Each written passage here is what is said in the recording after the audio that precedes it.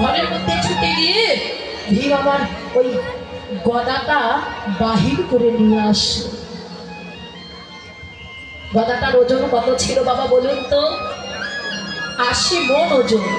ওই গদাটা যখন ঘর থেকে বাইরে নিয়ে আসলো, ভীম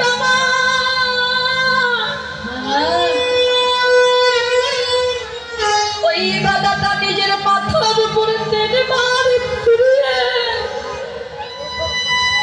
আকাশ পানে ছেড়ে দিল।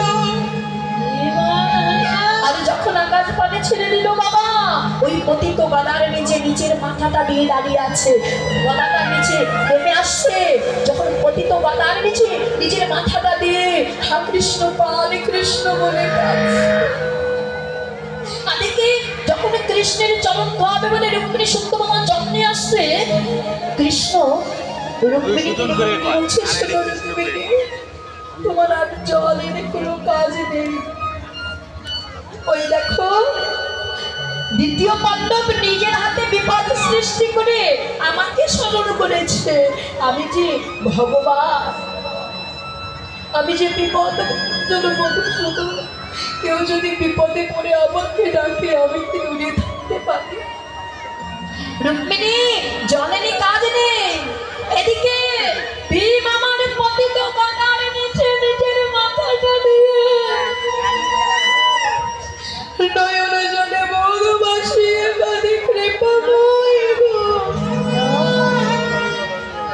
একবার দেখা দাও, একেবারে কৃপা।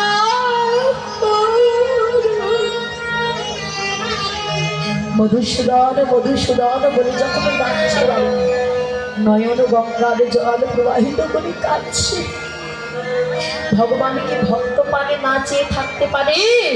ভগবানের ছুটে ভীমকে ডেকে ডেকে বলছে, ভক্ত তুমি মরো না, ভক্ত তুমি মরো না। তুমি যদি মারা যাও দুর্যোধনের অনুভেদ করবে কে? দুঃশাসনকে বধ করবে কে? ভক্ত তুমি মরো না। সঙ্গে সঙ্গে বাবা ভীমের সামনে এসে ভগবান এসে দাঁড়িয়েছে। ভীম আমার নয়ন গঙ্গার জল প্রবাহিত করে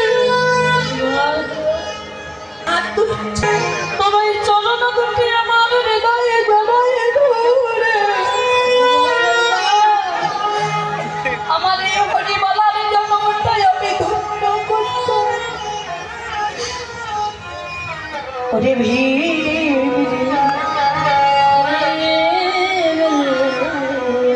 বাবা, কেন দূরে দাঁড়িয়ে আছিস?